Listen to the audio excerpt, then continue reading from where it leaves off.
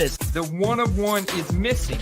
I knew something was up. Pop that's almost twice as much going for the same price. I just freaking love that rated rookie logo. Doing more buying. Which one of these 5 quarterbacks has the worst set of pass catchers to throw the football to? Guess how much I sniped this for an auction? Number to 5, you dirty animal. I'm telling you, these optic on-card autos are money.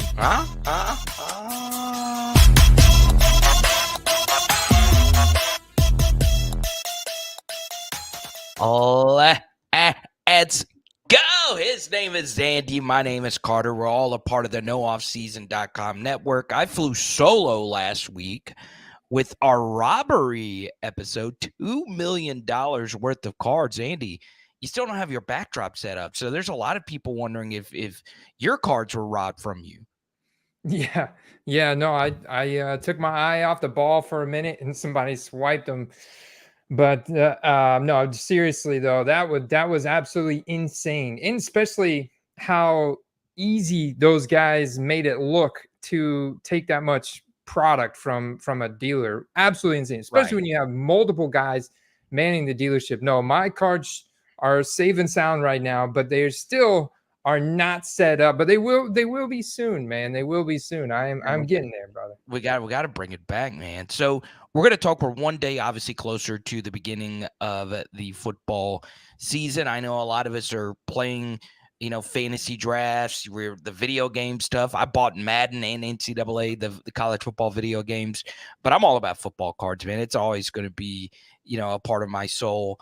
And Andy, I'm really excited, when I get on Twitter and I get on all these Facebook groups and I see the young quarterback market still be absolutely, positively, ridiculously liquid. So I want to start off today's episode talking about Will Levis. Andy, would you feel comfortable paying a lot of money for Will Levis? Would you buy him right now? Man, well, looking at the current prices for him, definitely way under the other quarterbacks in that class, like even Bryce Young. And I think that's the main thing that main player I want to compare him to, because obviously CJ Stroud's another stratosphere and Anthony Richardson's got all that incredible draft capital plus athletic talent behind him as well. So, Will Levis is one of those guys. Interesting. It's like almost comparing him to Bryce Young from the draft class to kind of try and paint a picture of who's going to do better. I like the price point currently on Will Levis. Like I'm looking at, some of his recent solds, but Silver Prism Raw under $100 or around $100. I think that's a pretty good price point when you look at CJ Stroud's now in that $400 to $500 range. Right. It's like, man, it is tough, but I think they've got great weapons. New coaching is going to be a little bit interesting. I'd love to get your opinion on the coaching there now. But with DeAndre Hopkins, I know he's getting up there in age, but he's still getting a lot of respect from defenders. Calvin Ridley, I think the jury is still out on whether or not he's gassed. A lot of people watched him last year and said he lost a step. He wasn't separating as well. But he did get paid quite a bit from the Titans here. And then we do like the running backs. We agree that we like Tyjae Spears at least. Right. I don't know about your opinion on Tony Pollard. I still like Tony Pollard. He's now another year removed from his injury. But both those guys are great receiving backs. And then Chigakonkwo at tight end is solid. They improved the offensive line, but did it get good enough to buy him any additional time? Because last year the Titans had one of the worst offensive lines. So that's a big key, I think, for Will Levis this year. I mean, he got pummeled back there. But we did see that massive 4-touchdown game. So if he can get another one of those going early in the season, we're going to see the prices go up, Carter, because he's still very much a rookie and no protection last year.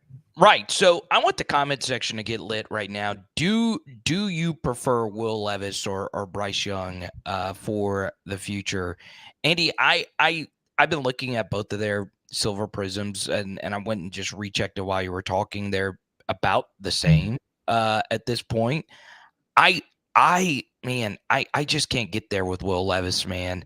I just can't. Type L for Levis, type Y for Young. Andy, this is a guy who had 4 touchdowns in his first game and only 4 passing touchdowns after that. Yeah, that's not good. Yeah, I got something going on here with my camera, bro. Well, yeah, what happened? This is the internet is canceling you. Whoa, what? Look. This is Twilight Zone, man. I just popped out of the Twilight Zone right there.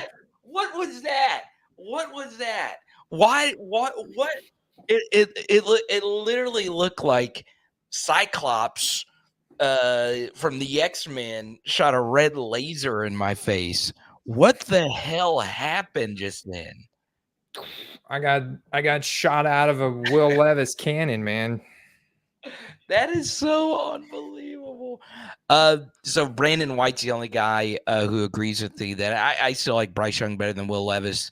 Yeah, so their silver prisms are roughly the same. It just depends on what auction you see. I saw Bryce Young silver prism go for 50. I saw another one go for like 90.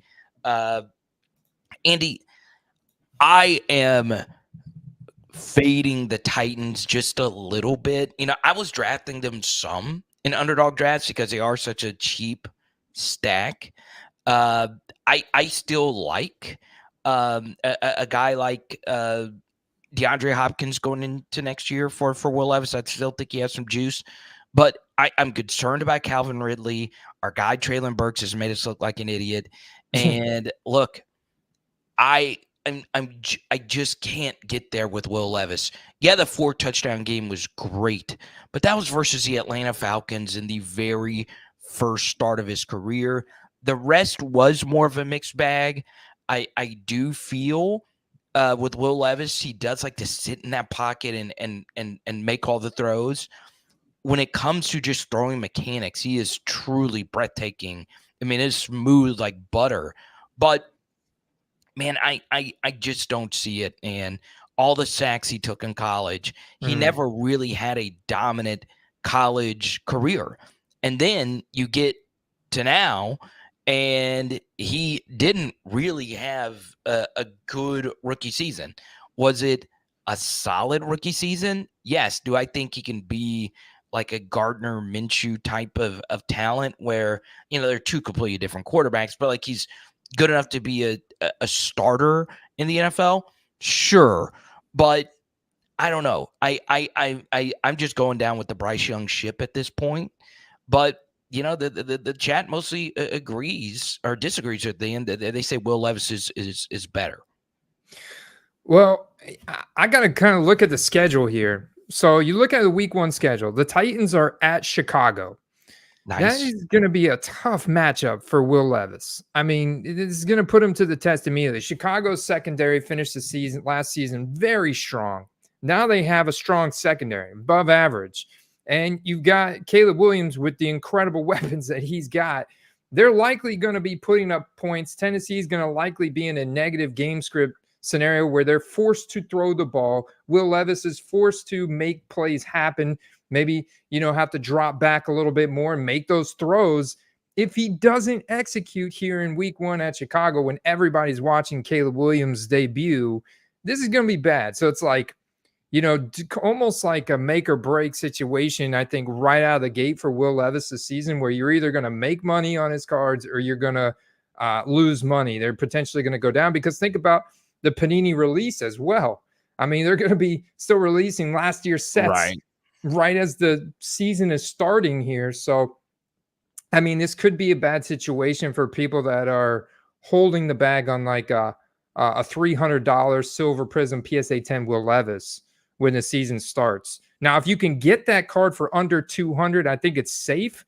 But it's still, you know, it's got downside. Like look at Aiden O'Connell. I mean, I think you got to throw Aiden O'Connell into this mix, even though we still don't have clear news, unless I've missed something while I was out last week, Carter, that Aiden O'Connell is going to be the starter. Like we still don't have clear news if he's going to start. And that's really what keeping Aiden O'Connell's Silver Prism price is so low, currently at $100 for a PSA 10. So Will Levis has got downside at his current prices because Aiden O'Connell played well last year. We just don't know if he's going to be the starter yet. And so therefore his prices are half of what Bryce Young and Will Levis are at. We have a lot of commenters flying in, so let's get to them, Andy. And let us quit blabbering here. Jonathan from the UK watching. Oh my goodness! Nice. I know you're excited about Gareth Southgate getting fired. SS wants to talk Brock Purdy. We can definitely do that. But since we're on the topic of rookie quarterbacks, Craig wants to talk CJ Stroud. Andy, your thoughts on CJ, his market as we move into year 2 of one of the best rookie seasons, not only at the quarterback position that we've ever seen at any position. CJ Stroud truly was that freaking ridiculously good. Look, you add Stephon Diggs into this mix, it's going to be really hard for CJ to not work out. And we have a wild card sighting here, Andy. Yeah, these cards are interesting. Wild card has grown, especially for these guys that don't have a lot of licensed products. And so they've produced some really interesting chrome finish cards. I've seen these cards do really well for Brock Purdy. When you go and look at some of his rookie cards, I saw somebody mention Brock Purdy, but also CJ Stroud. They serial number them low, chrome finish card. They do have like their own rookie card shield here in the top right, and serial numbered in the bottom right, 25 out of 25. They got some pro uniform colors on them, some interesting, almost like a kaboom type of design. Wildcard does have some respect within the hobby as a legitimate company producing trading cards, and they're filling in some of those gaps with some of these players that are picking up Fanatics exclusive license, or just players that Panini and Fanatics seem to be super late in printing their like decent rookie cards, or just not printing them at all. So yeah, I mean, it's interesting. I would still value it around the same as a Leaf. You could see this 25 out of 25 is selling for $70 in a buy it now, but that's significant. That's not like, a $10, $15 hit. I mean, that's a $70 card. But of course it is CJ Stroud. You can see the 1 out of 50 here. That's not, a serial number match is $17. So Andy, me as a Leaf guy, I am not anti-new set. I am not sworn in by Panini or Topps or anything like that. I'm all about new sets coming in. I just can't get there with the wild card. I see exactly what they tried to do, and they were very smart in marketing, like that kind of kaboom feel with all their cards. But when you see all these different designs, and every single one of them has that kind of kaboom look, it's kind of hard to differentiate all these different cards, right? So it's a lot for me to get there with these cards, but I do like the one-touch shield kind of aspect of it. It is cool looking. I'm all about rarity. I do like the fact that they number most of these cards. I really just can't get there with these though. Yeah, it's a very much comic book feel, like the Archie comics from the old newspapers or something. Like the little animated bomb and little animated like rocket bullet bill they got on the top right. I mean, yeah, I think they're fun to. I think they would be kind of fun to collect, but yeah, I think CJ Stroud himself is holding this card up quite a bit, because I mean, we're looking at a 1 out of 3 here that sold for 80. So you really do have to value them like a Leaf card, or even like a, something like a Sage card. Not, maybe a little bit more than that. Put it somewhere between Sage and Leaf. Like, they're cool collector's pieces, but it's not going to hold the same weight as a Silver Prism, or an Optic Hollow, or a if you do get it, or even like a Topps Now rookie auto from CJ Stroud.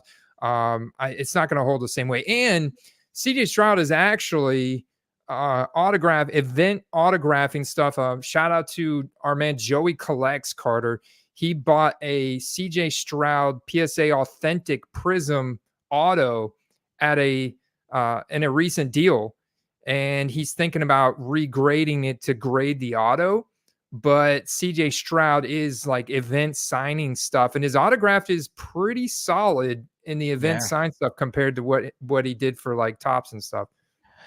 Yeah, Andy, there's while you were on vacation, I actually did take part in some convos about like the in-person auto kind of stuff. And the in-person autos are getting better outside of that one Tom Brady thing. Like I follow some of these kids that get with all these legends and they prepare the paint pins, and damn, they look good. Some of these autos look so sick. I remember at the event I got to go to with Joe Burrow a few years ago, I legit almost orgasmed when I saw this Joe Burrow kaboom with an orange paint pen. I was like, what is this? I wanted to buy it off the guy for like a gazillion dollars.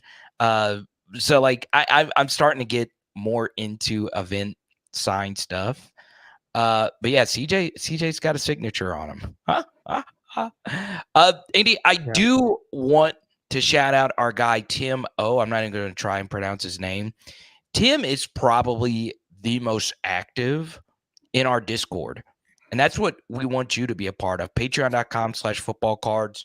Sign up today. You get access to our Discord, football market analysis, all that good stuff. So big shout out to Tim O. Become one of my really good buddies in there and one of the sharpest football card minds out there. And one of my personal BFFs is in here right now, Brad Nolan Videography.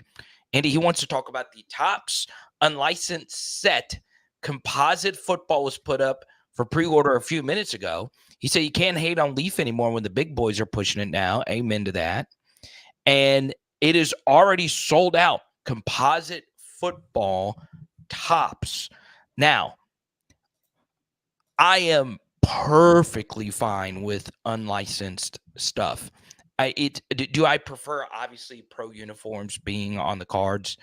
Absolutely. But if you get over it and the card is like a decent design and decent quality, it's a lot cheaper to build massive PCs that way if you do unlicensed stuff. So, Andy, your thoughts on Topps unlicensed, $250 a box, 3 autos. It's crazy. Yeah, it is crazy, but I see why this product is selling. Now, Topps / Fanatics has quite a few athletes that they have exclusive contracts with. So that's the chase, man. If you can chase something with a rookie card shield that is apparently Topps Chrome, like a Topps Chrome black insert CJ Stroud rookie auto, like you see on my screen here, then that's going to drive the demand for that sealed product big time. And then if you maybe throw in a Tom Brady auto there, and you throw in some of these other legends, some of these other rookies that have, I say rookies, second-year players that have, Fanatics exclusive deals like Will Levis and Bryce Young, then that's going to drive the demand for that sealed product big time. So, and that's a big thing. Like when I go back to when Topps was in the game, talking, 2015 and prior, I mean, Topps Chrome is always the most popular, the most sold, bought and sold cards of the notable rookies. It's Topps Chrome, Topps Finest, Topps Platinum. Those are big time, very popular cards. And then the Bowman products as well. Andy, all it's going to take is Michael Rubin getting Tom Brady and CJ Stroud to hold up their autographed versions of these cards for it to really, and it's going to happen. I mean, it's just, that's Fanatics for you. And that's good. I mean, Andy, this is the weirdest thing about football cards. And let's just say, after today's show, I go on my walk. I go on neighborhood walks, Andy, because I work from home and I don't want to get fat, right? We're big on fitness here. Let's just say I get hit by a truck when I walk out. on that asphalt. This is my one take I want each and every one of you to live with for the rest of your life from yours truly. Yes, it is better that the hobby has grown. It is crazy how much cards get printed now. But what's very interesting was the best time for football cards was around that early 2000, 2003, 04 mark when you had Upper Deck, game worn patches. I mean, the Upper Deck cards from 03, 04 are so insane. Like, I will just hours on eBay at night just looking at these cards, these Upper Deck game use patches, all this stuff. From 03 to when Topps lost the license, that was the best time for football cards. And I understand it's nostalgia. I was collecting a bunch of players that, I grew up watching, and this sounds like old men yelling in clouds, but it's just the truth. The hobby is better now because there's so many more people in it, and it's interesting. We started this show, and you had this huge network or whatever. But if Topps really gets back in the licensed product, and we get Panini, Prism, and Topps Chrome with actual licenses, whew, Andy. I mean, just go back and look at the cards from that Topps used to produce. It was freaking insane. I miss Upper Deck. I miss it all. And it sucks every year that Panini is the only one that could do, licenses with the actual jersey. So I hope Topps Composite kicks ass because it's just better for everyone. Yeah, it offers more competition. I don't think a monopoly is good in anything. So I love to see multiple fingers in the pot, all in there. It makes things a lot more interesting, makes things more dynamic, especially for us on like the buying and flipping side that want to play that game, because you can find more value in the market. You can find more undervalued cards and find these little pockets of value that other people either don't know about or are just later to than you are. And it happens every year. And so Topps Composite may be one of those products. And I think that's why people, bought into it so quickly and why it sold out so quick. So I'm excited to see how it does. And then ultimately, I'm excited to see about 3 weeks to a month after those things are released, those singles hit eBay and auctions and see what those go for. Let's do it. And look, we're not getting paid by Fanatics at all. I'm just excited about Topps, but I get excited for Leaf releases. I know I'm like a weirdo when it comes to that, but when Brian Gray stepped down as the CEO of Leaf, they should have just given me the job because I would take their freaking products to the moon. But there you go. Yeah, Fanatics. Come on, Michael Rubin, give us the big contract. I'm not ashamed to ask for that. I'll compete with you for the job, Carter. We'll play a game of Monopoly. Lee Aaron wants us to they want to bet on. People want to bet on it. Well, this is a new YouTube channel idea for us. We'll come up with a Monopoly YouTube channel. It would be the longest live streams ever. Well, you want to know what's funny? My favorite thing that happened to football cards was the Monopoly NBA cards never really caught on with the NFL stuff, or never really was released. I never understood the hype, and it's ironic that Lee Aaron has a Jason Tatum Spectra card right there. I never understood the hype for the NBA Monopoly stuff, but then again, I'm an idiot. Let's take a few more, Andy, before we get to hobby tip of the week. Super excited that Brad Nolan's in here and a lot of our football card Patreons. Wheezy Baby is always in here. He wants to know, do you prefer rare inserts or rookie autos? Which is better? I personally prefer rookie autos, but that's only because oftentimes rookie autos can dip further down in price, and that rookie auto in itself will carry that card, and people will impulsively buy it, whenever that player goes off, whenever they get the hype, whether it's from a media release, a press, release, or it's from an actual highlight or actual, NFL event.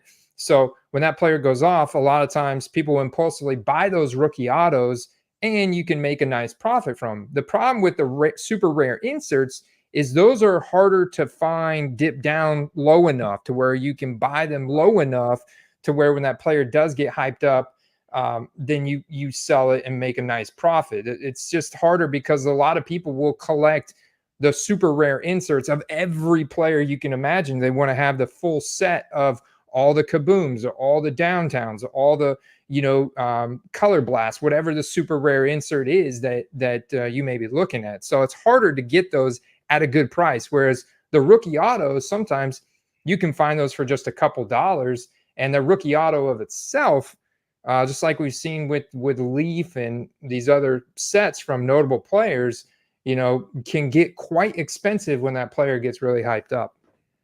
Yeah, so I have a few opinions on this, Andy. The first thing is when it comes to like rare inserts, it's important to understand like the context around rare inserts. So like for me, especially for like football cards, Kaboom, Downtown are like on a separate level when it comes to rare inserts, and then after that, it's probably like Color Blast.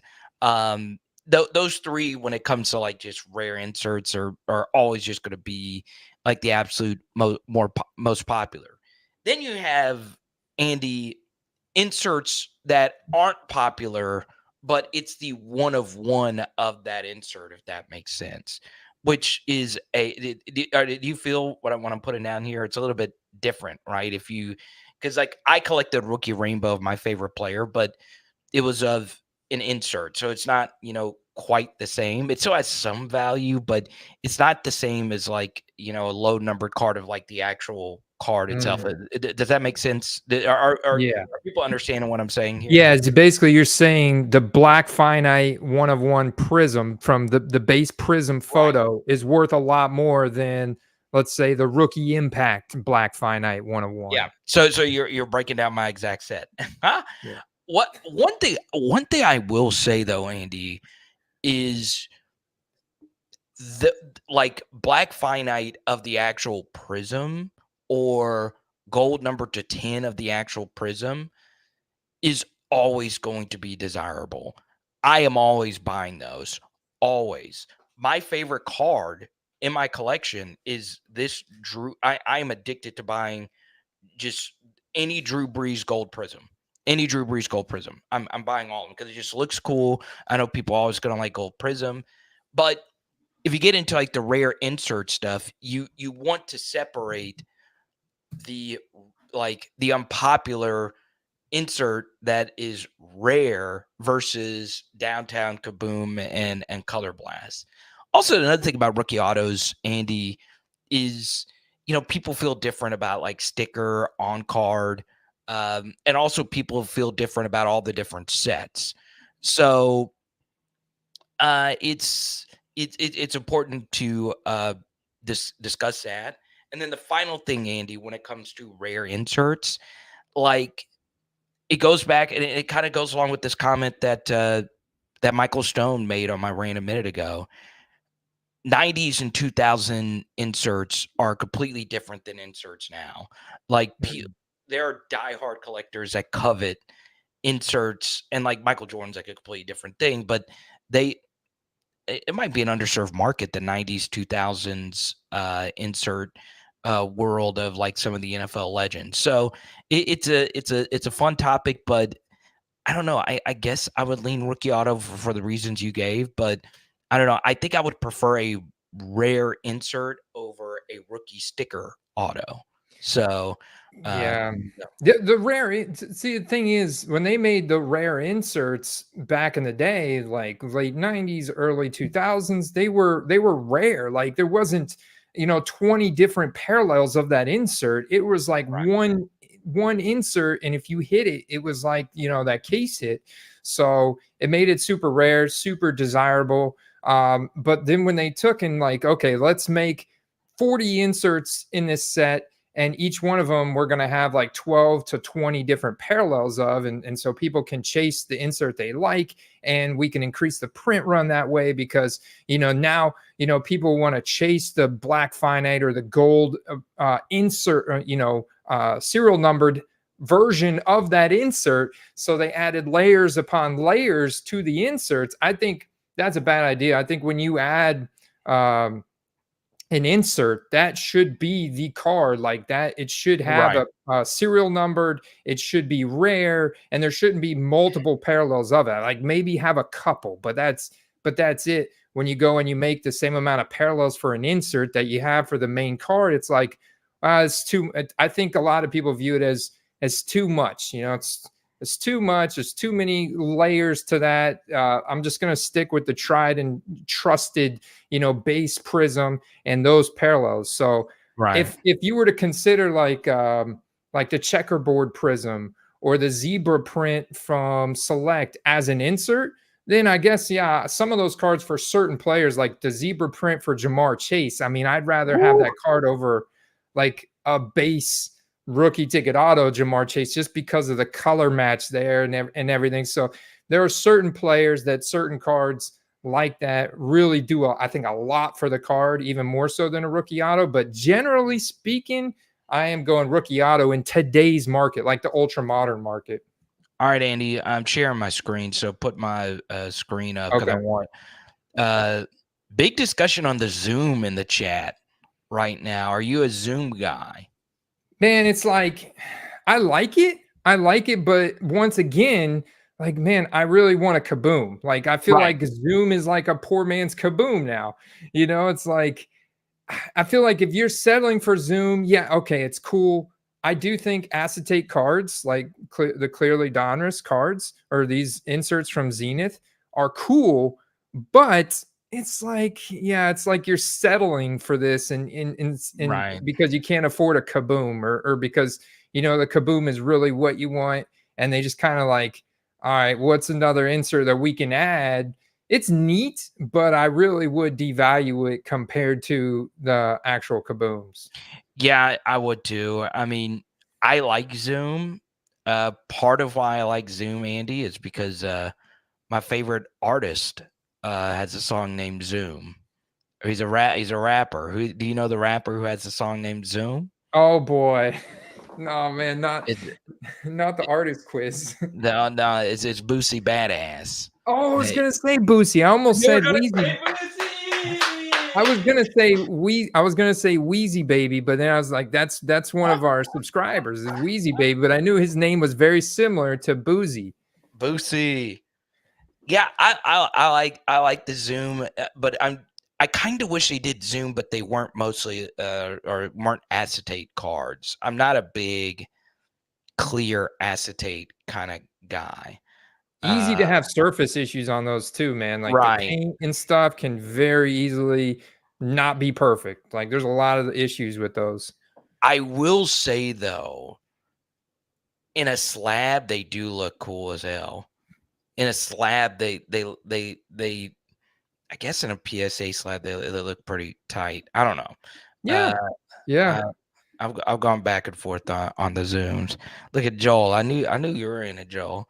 But yeah, Andy, I'll just be honest.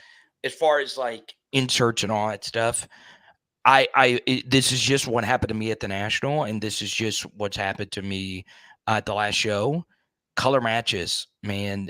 I think card aesthetics have really mattered to a lot of people. Like, does the card visibly look cool, right? And there's something about a color match that gets people excited. Sold a very I don't think Jameson Williams is really that good. Like I don't think he fits well with the Lions, even though he's in a really good spot this year. He's a clear number 2 in that offense at wide receiver. But man, I just sold a Jameson Williams for double what I paid for because it was just a color match. It wasn't really rare. It was a PSA 10. It was numbered at a 399 or whatever. And I don't sell a lot. Not really a fan of it, but it looks cool. It's just a dope. It was an aqua 399 rated rookie color match. So it's not the be all end all. I won't tell anyone, hey, absolutely positively, color match all your cards. But Andy, there's nothing quite like buying an expensive Joe Burrow card, but it's like a green variation of it. It looks like ass. It just looks like ass. Yeah. Yeah, it's terrible. And in terms of wide receiver 2 markets, I mean, as long as Jameson Williams doesn't get arrested at this point, he might be doing okay. Yeah. I was going to ask you about that, Andy. What it was a rough offseason for a lot of these rookie wide receivers. Obviously, Jordan Addison, we'll see what happens with him. Rashee Rice, we'll see what happens with him. There were a few others. It's not like as public, so I won't say those names because then you get the people in there. Well, he's not been accused of anything or whatever. But it's tough, right? Because they're young wide receivers, and you want to buy into them. But do you think it's a potential buy low opportunity to go get Rashee Rice cards? How do you feel about stuff like that? Yeah, well, I look at it this way. They do it takes a lot to come back from certain hits on your character. The DUI stuff is not so serious as much as like the domestic disturbance and violence type stuff. That can really drive someone out of the hobby's favor and the league really quickly. So yeah, I mean, I look at it like they can definitely come back, but obviously they got to stay out of trouble. And it's going to just take a little bit more, it's not going to be the first game back they put up a touchdown and that's going to cause the hype spike. I think it's going to take more than that. It's going to take consistency, string a couple games together, and then all of a sudden, yeah, we see the cards go back up. The other thing is, like the prices on Rashee Rice's cards, for example, haven't just fallen off a cliff. I mean, they've maintained really well. So I think that's because there's just unknown. Like some people are in the camp that, well, his suspension's not going to be. It's going to be postponed to 2025. So why should I, stop investing? Now whenever he's probably not going to get dinged until next year or something, so there's it's kind of like with Alvin Kamara last year, like his prices maintained really well through the whole thing, through the whole saga, and with the way these guys navigate with their lawyers and stuff through our legal process, it could be 2025 before he gets in trouble for anything, Yeah, Andy, I've always, and all this stuff, it's bad. We're not saying anything's bad or whatever. But anecdotally, most people tend to not care too much. Now, that varies, right? Like if you get suspended for a full year, obviously that's going to tank you. But it is interesting how those things go. Now, we do have to Andy's got a lot of stuff going on. I do too. Hobby tip of the week. Andy, I will go first and say, and I hope I don't burst anyone's bubble going, but I am a 99.9% chance of me not going to the National this year. So I want that, to be out there. I do have an opportunity to actually go to another card show. I'm going to Vegas like a few weeks after the National, so I'm having to save up for that. So a lot of life stuff, a lot of stuff like that popped up as well. So I will not be going. I'll probably be back for Chicago in 2025. So that's not really like a hobby tip of the week, but it's not that I didn't want to go. Last year was probably the funnest trip I have been on in forever. Like we had, Andy, so much fun. It was kind of shocking how much we got stopped because of the show, because we're not, like Card Collector 2 or anyone like that. But it was a crap ton of fun. So more than likely I won't be going. That's not really a hobby tip, but I do want to reiterate my hobby tip of the week from last week. Okay. If I did a solo episode last week, if you didn't watch it, go watch it. Do not leave your cards in a car ever. Don't ever freaking do it for a lot of different reasons. Andy, first off, the temperatures are so freaking insane right now. So freaking insane. We have a heat index of 115. 115. today. I don't live on the equator, Andy. I don't live next to Satan. I don't. Don't leave your cards in cars, right? If it gets hot enough, it can get warped. That would take obviously extreme temperatures. But the real reason you should not ever leave your card collection in cars is theft. People like to steal, Andy. They just do. They love to steal sports cards. So don't leave your crap in cars. I see it every year. People go to all different types of conventions, DJ conventions that I talked about last week. If you have a rental car, when you go in the hotel, all right, if you're driving to Cleveland and you're bringing all your stuff and you're selling your collection, bring every last box into the hotel room with you. Suitcase, it doesn't matter what. Don't leave a damn thing in your car. Don't care if your windows are tinted. Don't care if you're just driving a beat down Camry and no one's assuming that you have a $5,000 CJ Stroud card in there. Don't leave anything in your car, to be honest. Cards, kids, dogs, whatever. Bring all your stuff in. That's all I got to say. Yeah, no, good tip. Because keep it in front of you, right? I mean, it's kind of like what I do with my kids, right? I don't ever like turn my back on them. I'm like, no, you all got to walk in front of me. It's the same thing I do with my sports cards. You got to stay right in front of me where I can see you. If that means I got to walk or at a snail's pace or carry all the cards, and that's what I'm going to do, because I know it's not going to disappear if it's right in front of me, Andy, if you're going in to eat, if let's just say you just got done at the National, you made a ton of deals, and you're like, oh, okay, well, I'm going to bring all my cash in, so I'll be fine. If the cards, whatever, I'm only going in here for 30 minutes. Don't do it. That's all it takes. And yes, does it look awkward, you carrying a bunch of boxes of crap into the freaking restaurant with you? Yes, but do it. Don't leave it in your car ever. Trust me, don't do it. All right, Andy, hobby tip of the week. I've got a couple. So first, I want to talk about the new releases. Like if you go to blowoutcards.com, they'll sort here by like sold volume, their most popular best sellers right now in football. The number one is 2023 Prism mega boxes for 110. Nice. People chasing those silvers of CJ Stroud and the other quarterbacks there. So then you've got 2023 clearly Donruss. So we looked at some of the case hits from there, and 2023 Zenith, which is those zooms are in there.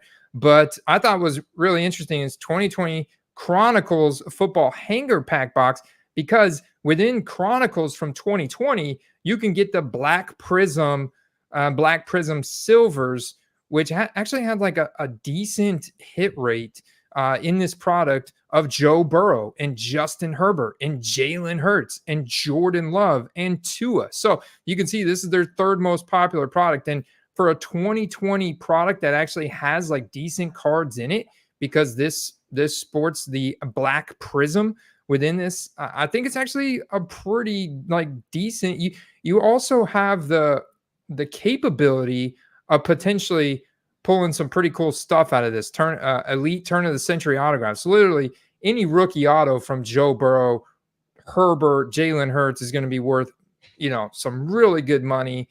And then, Tua obviously still has upside, and Jordan Love has really good upside, and he's going to be worth money as well. So, I mean, I think it's just if you're looking for something to rip, that, the Prism from this year, Carter, I don't know what the blaster boxes, I think they're going for like 120 or something that from 2020. Andy, I've ripped all my hangers from this. I used to rip this all the time.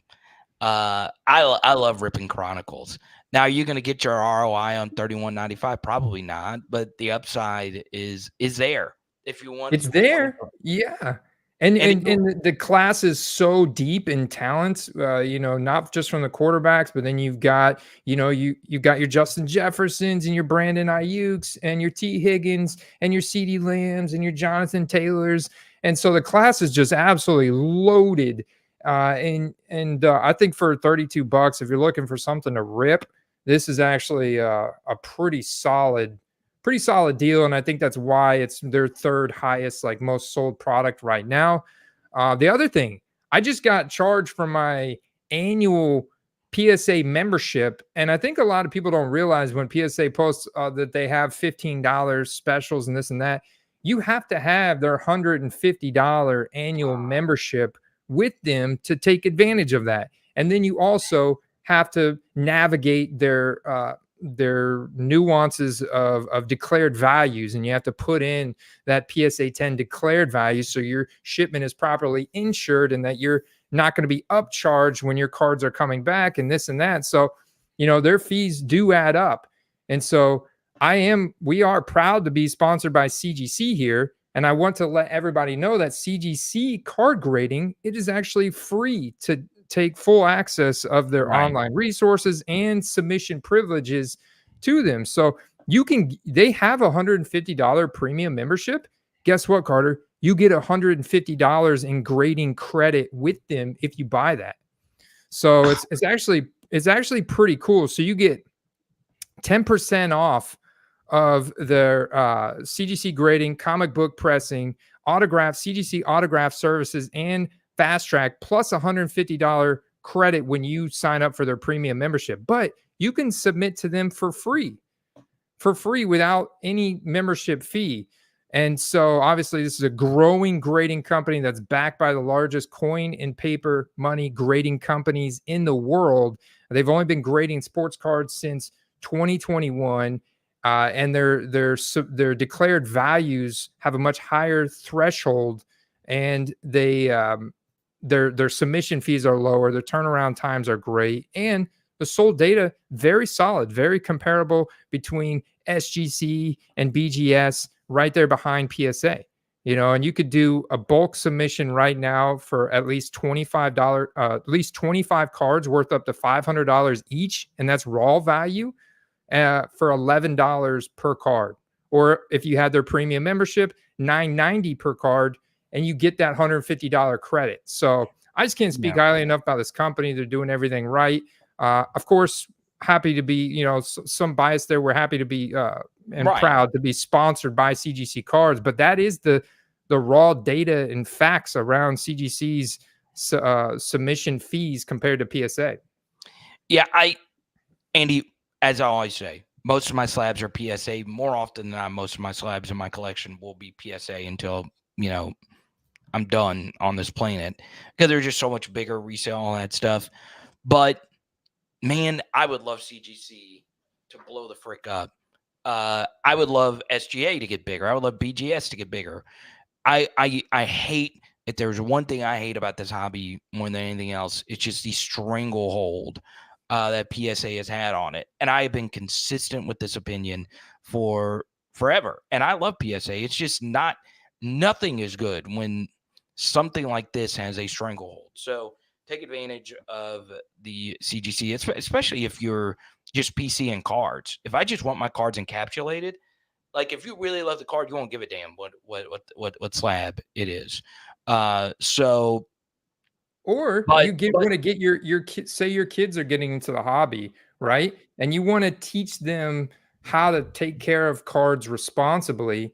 No better way to do that than to get them into grading, because when they get back that 6 or that 8, and you're like, well, that's because you handled it without the sleeve. You were rough on it, and this is why. And then they see how much more a 9 or a 10 is worth, even from CGC, right? They're very respected, highly respected companies. So at the right card, I mean, they've had record-breaking sales in TCG and Magic the Gathering and Pokemon cards, and their sports card grade data is growing. So it's like that is such an inexpensive way to teach your kids the value of taking care of cards responsibly and how to grade them.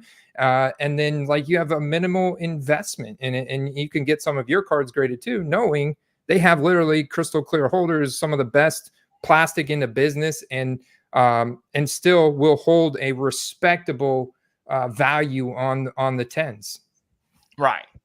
And like I said, I am open to, obviously I would prefer CGC because they support us, But I'm open for any grading company to break through and gain some traction, and we're going to try and help CGC get to that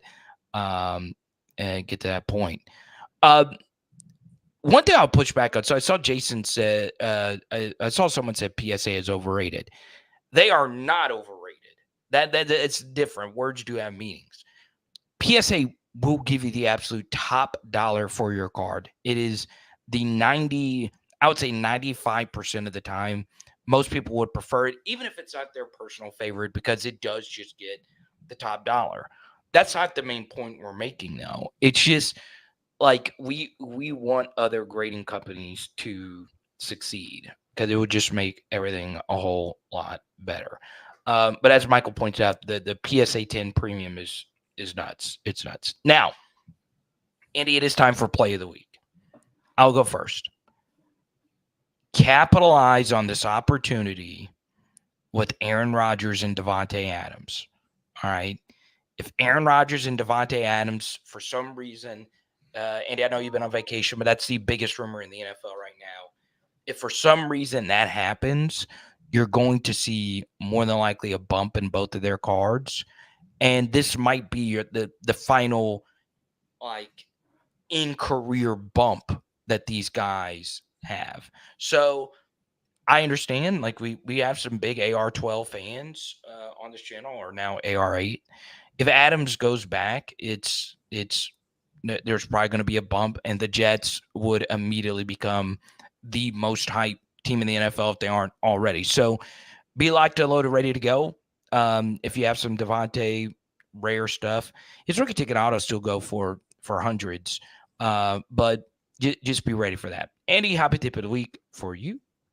All right, yeah, play of the week. Yeah, and I think those type of moves, Carter, are so interesting because they have ripple effects, right? Like if Davante gets traded and lands on the Jets, you'll have an immediate, I think, drop in value on guys like Garrett Wilson and like Malachi Corley and stuff on the Jets, right? Because they're going to automatically assume that Davante is going to step in as Rodgers' favorite target and demand, this massive target share and stuff like that. And I think then that presents a buying opportunity for Garrett Wilson. And then on the Raiders, immediately Jacoby Myers is going to step up in the depth chart. Brock Bowers' cards are going to go up. Trey Tucker's cards are going to go up, that kind of thing.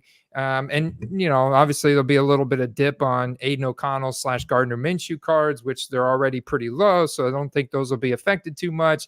But then the expectations for them will be lowered. So there won't be as much hype baked in. You could get their cards even cheaper, which would be pretty crazy. So I think that's really cool. My play of the week, Carter, is actually going to be a veteran play, because I think right now, with so much focus and like bubbling excitement about the rookies, there are a lot of veterans that were hyped up around draft time that have since gone extremely undervalued. And I just look at the quarterback position, and the guy that everybody was talking about, the big domino to fall early free agency, was Kirk Cousins, man, to the Atlanta Falcons. Kirk Cousins having how many 4,000 plus passing season, top 10 in quarterback efficiency metrics. I mean, this guy has been electric ever since, he left the Washington Redskins however many years ago. And now he lands in a situation where he has like a perfect rapport in like, play calling scheme with Zach Robinson there as offensive coordinator.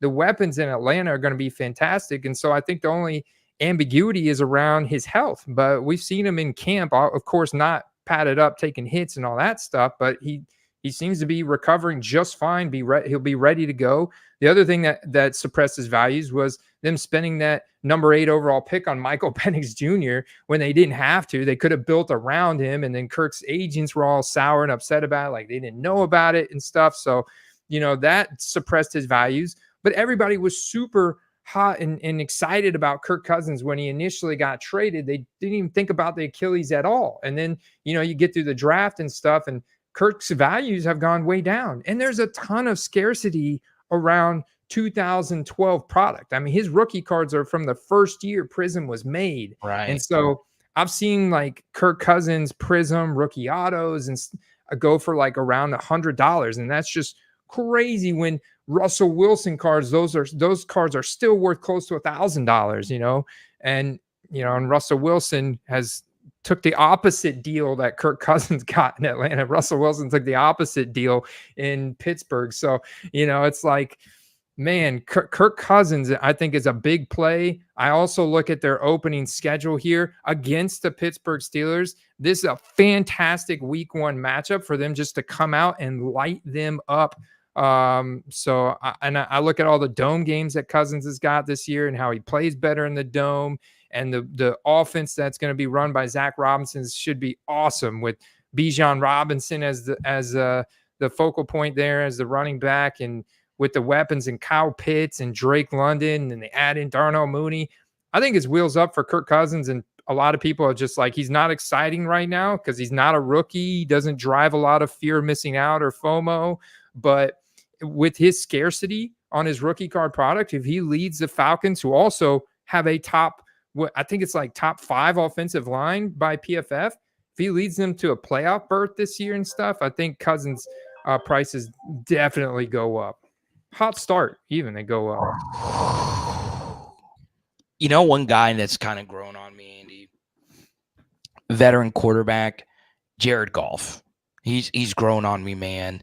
Like, I'm starting to think about taking some potential deep cut MVP futures, because if you are the best quarterback, or if you are the quarterback on the team with the best record, and I think the Lions very well could have the best record in the NFL this year, I mean, there's MVP hype around you. Now, do I think he's going to win the MVP? No. But if he does, I mean, I know Hector has quite a few Jared Goff cards. He's talked about it in the past. But yeah, I'm kind of interested in looking at some veteran quarterbacks that are still playing, because Goff still has a few years. Tua is also very interesting to me. But there you go. Lots of fun convos today, Andy. Do you have any other comments you want to get to, Andy, before we skedaddle? Because I'm with you on Kirk. I also think, Andy, one final thing on the Kirk Cousins thing. I think he remains the starter the entire year, because the Falcons are decent and they're in playoff contention. I don't think they're going to want to see what they have in Penix unless the Falcons season goes to crap, which I don't think it will. So I think you should feel pretty good about Kirk playing the entire season. But Andy, I'll let you take a few more comments before we skedaddle that. Yeah. So I meant to earlier when we were talking about hobby tip of the week, I would echo your announcement about the National. So I've actually obligated to be here in Tampa the Friday of the National, next Friday, to close on my house. I have to be at the title company to sign the papers and hand over the keys. It's now locked in stone. Next Friday, the 26th, and then the following week I have to travel for work. So unfortunately, I will not be at the National this year, which I am disappointed about. I had a blast last year, like you mentioned, Carter. It was a great time, and there was a lot of deals to be had at the National because you have so many different tables and things to choose from.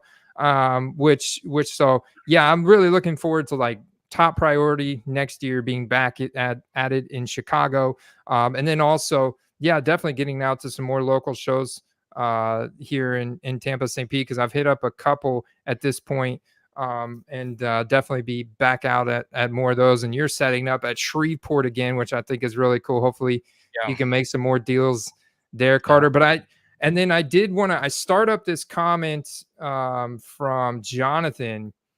He wanted to know where people are at on luminance. And so I want to talk about 2024 luminance real quick, Carter, because I think it's an interesting set here. The hobby boxes are pre-released, released to be determined. It's likely sometime in August here, early August. $325 for 40 cards.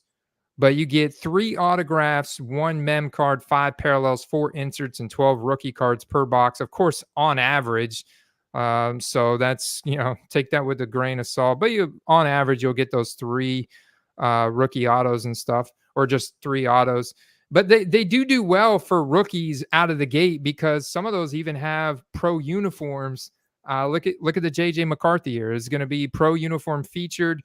We know they have the little year 1 logo on these as well. And they use like a lot of like gold chrome foil finish on the front. They're not chrome stock cards. They are like card stock cards, but they're thick. They're thicker than your score cards or your Sage cards, your base Donruss. So they hold up pretty well. They do feel like they have some nice quality to them. And so this is a solid set to flip out of the gate for rookies. Now it looks like they've added a couple new inserts, maybe some case hit versions here. So those will be chased as well.